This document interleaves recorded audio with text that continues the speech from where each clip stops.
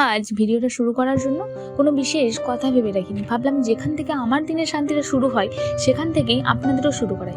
এই যে গ্রামের সকাল, হাওয়ায় নরম ছোঁয়া, মাটির গন্ধ আর মানুষের নিঃশব্দ পরিশ্রম, এগুলোই যেন নিজের একটা আলাদা গল্প বলে। তাই চলুন কথা না বাড়িয়ে আপনাদের নিয়ে যাই সেই গল্পের মাঝখানে। গ্রামের সকালে একটা আলাদাই সৌন্দর্য আছে, যা শহরের থেকেও কোনো দিন পাওয়া যায় না। আজকের এই দৃশ্যগুলো দেখলে মনে হয় জীবনের আসল মানেটা যেন এখানেই লুকিয়ে আছে।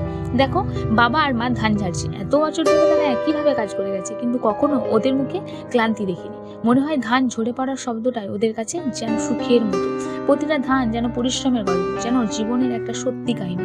আমরা হয়তো এসবের থেকে অনেক দূরে চলে গেছি, ব্যস্ততার ভিড়ে, কাজের চাপের মধ্যে, কিন্তু বাবা মায়ের এই সহজ জীবন সব সময় মনে করিয়ে দেয় মূল শিকড়টাই আসলে এখানে, এই মাটিতে, এই ঘামে আর পরিশ্রমে আমাদের সব কিছুর শুরু। ওদিকে দেখ জেঠু শাক তুলছে, এত শান্তভাবে যত্ন করে প্রতিটা পাতা বেছে নিচ্ছে।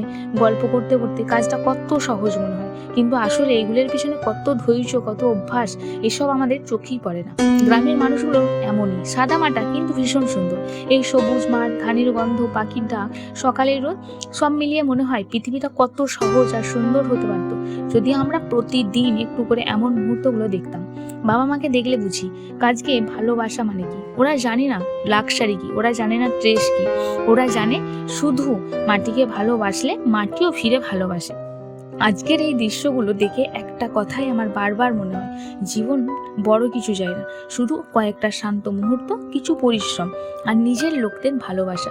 এইসব মানুষের হাতেই আসল পৃথিবীটা তৈরি হচ্ছে, আমরা শুধু দেখতে ভুলে যাই।